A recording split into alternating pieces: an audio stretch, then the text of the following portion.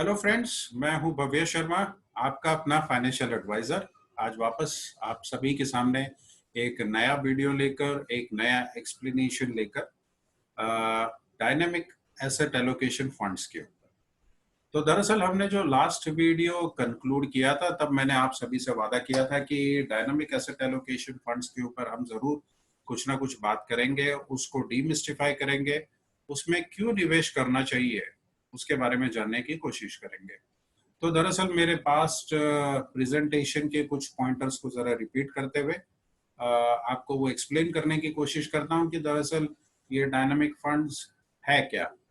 तो ये हमारा तकरीबन, मैं स्लाइड शेयर करता हूँ आपके सामने।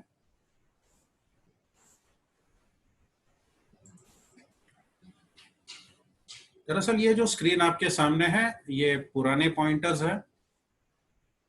ये वो सारे इन्वेस्टमेंट एवेन्यूज हैं जो हम सब अपने अपने घरों में किसी न किसी रूप से निवेश करते आए हैं और निवेश कर रहे हैं अभी भी। जैसे कि पीपीएफ है, टैक्स सेविंग के लिए हर एक आदमी इसका उपयोग करता है। बैंक फिक्स डिपॉजिट, हम दरअसल हमेशा किसी न किसी रूप में कोई ना कोई अमाउंट, छोटा बड़ा, हर बैंक के अंदर या कंपनी फिक्स डिपॉजिट के अंदर हम निवेश करते हुए आए हैं। गोल्ड हम सबके घरों में पाया जाता है, तीज त्योहार पे हम जरूर लेते हैं।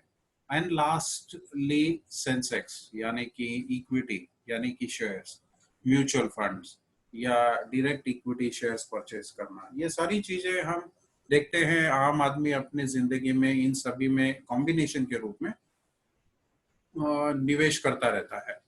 तो दरअसल देखने का मकसद यह है कि अगर किसी आदमी ने पूरी जिंदगी सिर्फ पीपीएफ में निवेश किया होता, या सिर्फ बैंक फिक्स डिपॉजिट में निवेश किया होता, या सिर्फ गोल्ड में निवेश करता आया हो, या सिर्फ सेंसेक्स या शेयर्स उसने परचेज किए हो, तो दरअसल उनके रिटर्न्स क्या होते और क्या ये एक्चुअली पॉसिबल भी था कि नहीं।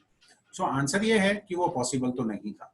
कोई भी ऐसा आदमी नहीं है जो सारी के सारे पैसे खाली एफडी या पीपीएफ या गोल्ड या सेंसेक्स में निवेश करता हो या करता आया हो। बट हम हमेशा देखते हैं कि कुछ कॉम्बिनेशन हमें हर जगह देखने को मिलते हैं।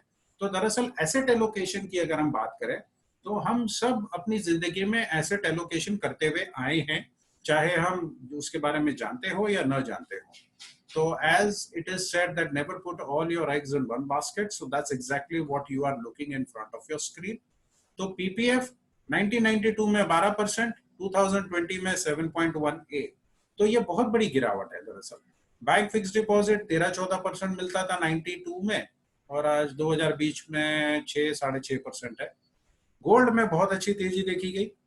1992 में दरअसल 4,300 रुपये 10 ग्राम मिलता था, और आज तकरीबन 45,000 की वैल्यू है। सेंसेक्स की बात करें तो 2000 के लेवल पे ये ट्रेड हुआ करता था 1992 में, और आज 2020 में ये 30,000 के आसपास ट्रेड हो रहा है। दरअसल ये आंकड़े दिखाने का मकसद ये है कि ये लगभग एक एवरेज इन्वेस्टमेंट क्लास है या इन्वेस्टमेंट प्रोडक्ट्स हैं जो हम सब के घर में हैं। हम सब इसमें निवेश करते हुए आए हैं, और अगर हम सब इसमें निवेश करते हुए आए तो दरअसल हमारी वेल्थ बनी क्या, हमने कितना वेल्थ बनाया, और अगर वेल्थ नहीं बनी तो क्यों नहीं बनी। तो दरअसल हम एक एग्जांपल लेते हैं कि दरअसल अगर एक आदमी को मैं एज्यूम करता हूं जिसके पास 100 रुपये थे, वो 1984 के वक्त अगर ये 100 रुपये गोल्ड में निवेश करता, 100 रुपये सेंसेक्स में निवेश करता, और 100 रुपये बैंक फिक्स डिपॉजिट में निवेश करता, तो आज उसकी वैल्यू क्या होती। आइए इसका भी एक आंकड़ा देखते हैं। दरअसल ये जो आपके सामने दिखाई दे रहा है वो 100 रुपये की वैल्यू है। सेंसेक्स के अंदर फरवरी 2019 को उसकी वैल्यू थी 36,867, गोल्ड में उसकी वैल्यू थी 4662, और फिक्स डिपॉजिट में 2353। सबसे ज्यादा पैसा बना है गोल्ड में, उसके बाद सबसे ज्यादा पैसा है सेंसेक्स में, फिर गोल्ड और फिर फिक्स डिपॉजिट। अब इन तीनों का अगर आप एवरेज रिटर्न देखो तो लगभग 11.33% है। इक्वल इन्वेस्टमेंट है, एग्जैक्ट सेम पीरियड के लिए ये इन्वेस्टमेंट हुआ है, और इनका जो रिटर्न है वो 11.33% बैठता है। सेंसेक्स का रिटर्न 15-16% के आसपास सामने आपके दिखाई दे रहा है, गोल्ड में 10% और एफडी में 8%। अब जानने लायक ये चीज है कि अगर हमने इन तीनों में निवेश किया है तो हमारे घर में अगर इक्वल अमाउंट ऑफ इन्वेस्टमेंट हम करते आए हैं तो 11-11.5% के आसपास का आपका रिटर्न जनरेट हुआ होगा, चाहे आप उसके बारे में जानते हो या नहीं जानते हो। अब ऐसा भी देखा गया है कि ज्यादातर इन्वेस्टमेंट फिक्स डिपॉजिट और पीपीएफ में रहता है, बट सेंसेक्स में हो नहीं पाता। और गोल्ड हम दरअसल बेचते नहीं है, इस वजह से हम उसको इनकैश नहीं कर पाते। तो क्यों ना कोई एक ऐसा फंड हो जो ये तीनों का कॉम्बिनेशन रखे, या एटलीस्ट डेट और इक्विटी को टाइम टू टाइम मैनेज करे, और जब बाजार ऊपर जाए तो अपने आप उसकी इक्विटी होल्डिंग को कम कर दे ताकि रिस्क कम हो जाए, और अपने आप जब बाजार नीचे आता है तो धीरे धीरे अपनी इक्विटी के प्रोपोर्शन को भी बढ़ाता रहे। अब ये अपने आप कुछ नहीं होता है, इसके अंदर एक साइंटिफिक कैलकुलेशंस होता है और हर फंड के अपने कुछ पैरामीटर्स होते हैं, और इस कैटेगरी को बोलते हैं डायनामिक एसेट एलोकेशन फंड। तो दरअसल म्यूचुअल फंड में 42 कैटेगरीज है, इक्विटी, डेट और हाइब्रिड, ये तीन ब्रॉड कैटेगरीज को मिलाएं तो 42 टाइप के कैटेगरीज हैं। अब डायनामिक इन 42 में से एक है, और डायनामिक फंड की कैटेगरी के अंदर तकरीबन 22 से 24 फंड आज अभी इंडिया में अवेलेबल है। अब उनकी अगर परिभाषा में समझाऊं आपको तो उनमें एक फंड को कहते हैं प्रो साइक्लिकल और एक को कहते हैं काउंटर साइक्लिकल। मतलब कि अगर मार्केट ऊपर जा रहा है तो प्रो साइक्लिकल क्या करता है कि वो कहता है कि जिस दिशा में मार्केट चल रहा है वहीं पे आप अपना वेटेज बढ़ाते रहो, यानी कि वो अपनी इक्विटी के वेटेज को इंक्रीज करता है जैसे जैसे मार्केट ऊपर जाता है, यानी वो ट्रेंड के साथ चलता है। और काउंटर साइक्लिकल उसका उल्टा करता है, वो ये कहता है कि जैसे जैसे इक्विटी यानी सेंसेक्स या निफ्टी ऊपर जा रहा है तो उसकी रिस्क बढ़ती जाती है, उसके वैल्यूएशंस ओवर वैल्यूड हो जाते हैं, तो धीरे धीरे वो अपनी इक्विटी वैल्यूएशंस को कम करता जाता है। मुद्दे की बात यह है कि दोनों फंड के अंदर रिटर्न 19-20 का फर्क पड़ता है, ज्यादा नहीं है। इसलिए ये दोनों फंड रहनी चाहिए, बिकॉज मंदी के दौर में इनकी जो वोलेटिलिटी का आपके पोर्टफोलियो पे इंपैक्ट पड़ता है वो काफी कम होता है। इसलिए प्रो साइक्लिकल भी होना चाहिए और काउंटर साइक्लिकल भी आपके फंड में पोर्टफोलियो में होना चाहिए। तो अगर ये कॉम्बिनेशन भी अगर हम जानने की कोशिश करें कि अगर हमारे पास कुछ ऐसे फंड होते और कुछ 10-15 साल का अगर हमें इसका आंकड़ा देखने को मिले तो ये कैसा दिखता, तो आइए उसको भी जरा देखते हैं।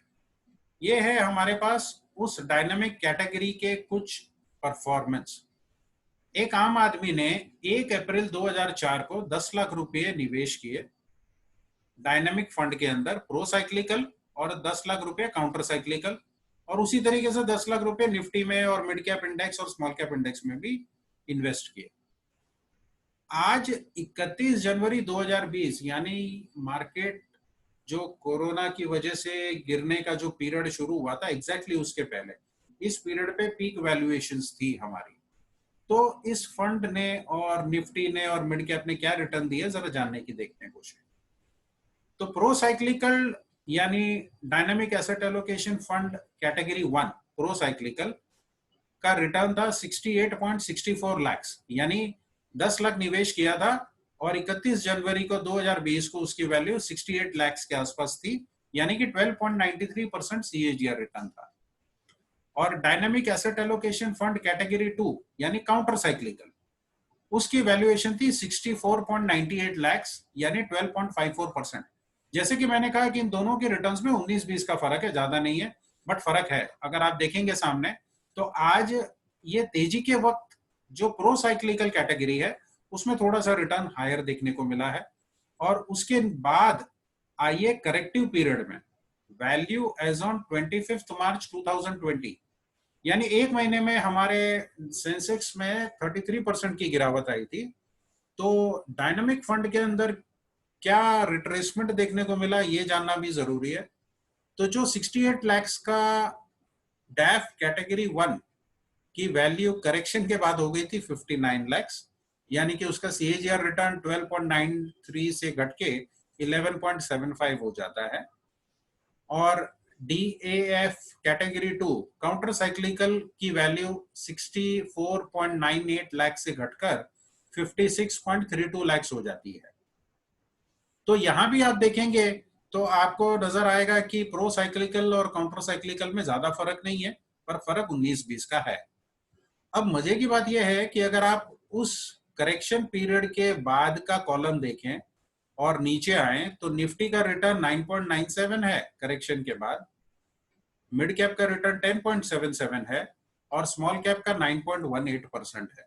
तो दरअसल ये बहुत बड़ा डिफरेंस है जब हम उसको डायनामिक कैटेगरी के साथ कंपेयर करते हैं, और वो भी 17 साल के बाद, और वो भी करेक्शन के इमीडिएटली बाद। ये बात गौर करनी जैसी है, मैं रिपीट कर रहा हूं। इमीडिएट करेक्शन के बाद जब हम हमारा पोर्टफोलियो देखते हैं तो हमारे अंदर उसी वक्त सबसे ज्यादा ख्याल आता है कि क्या मेरा निवेश सही जगह पे है या नहीं है। तो आप एक्सपीरियंस करने के पहले मैं आज आपको आंकड़े सामने दिखा रहा हूं कि 17 साल से आदमी का निवेश हुआ हुआ है। आज उसका इन्वेस्टमेंट अगर आप कंपेयर करोगे तो मिड कैप, स्मॉल कैप और निफ्टी से भी बेटर आपको डायनामिक फंड में ये रिटर्न्स देखने को मिलते हैं। अब ये जो 17 साल का पीरियड है, ये 25 साल का पीरियड है, ये सारे पीरियड्स आसान नहीं थे इक्विटी इन्वेस्टमेंट के लिए। इन सब के अंदर हमने हमेशा कोई ना कोई उतार चढ़ाव जरूर देखे, और वो उतार चढ़ाव कुछ इस प्रकार थे कि 1984 में prime minister of India was assassinated, ये एक सबसे बड़ा शॉक न्यूज था। 87 में स्टॉक मार्केट में एक गिरावट आई। 91 में India was literally bankrupt. Manmohan Singh ji ने फिर बाद में अपनी इकोनॉमिकल पॉलिसीज के थ्रू इसको रिवाइव करने की कोशिश की, and today we are standing tall and thick. 92 Harshad Mehta scam, 97 Ketan Parekh scam, 1999 Kargil war, 2000 tech bubble bust, market उस वक्त 60% गिर चुका था। 2001 में वर्ल्ड ट्रेड सेंटर पे अटैक हुआ था। 2008 ग्लोबल फाइनेंशियल क्राइसिस, हम सबके मेमोरीज में वो काफी फ्रेश है। और अब 2020 में कोविड-19 क्राइसिस, उसके साथ लोकस्ट अटैक, फिर साइक्लोन, और आगे भी ये सारी चीजें चलती रहेगी। और आप इन चीजों से बार बार परेशान होगे जब आप अपना पोर्टफोलियो देखोगे।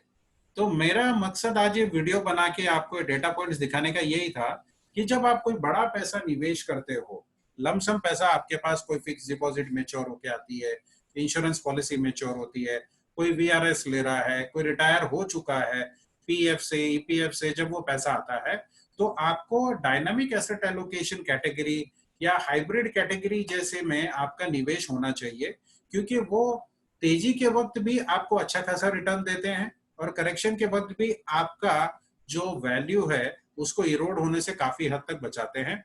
और ये हमने अभी आपके सामने आंकड़े देखे, मैं वापस आपको उसका डाउन साइड दिखा देता हूँ। करेक्शन के बाद भी 11.75% रिटर्न है, जबकि निफ्टी के अंदर वो 9.97 आ जाता है, और मिड कैप के अंदर सबसे ज्यादा डिफरेंस है 10.77, जबकि गिरावट के पहले वो 14.07% था। और स्मॉल कैप में 13.44 से घटकर वो सीधा 9.18 आ जाता है। तो जो बेसिकली मिड कैप और स्मॉल कैप जैसे हम कहते हैं कि वो हाई रिस्क कैटेगरी है, वो हाई रिस्क कैटेगरी इस तरह से है।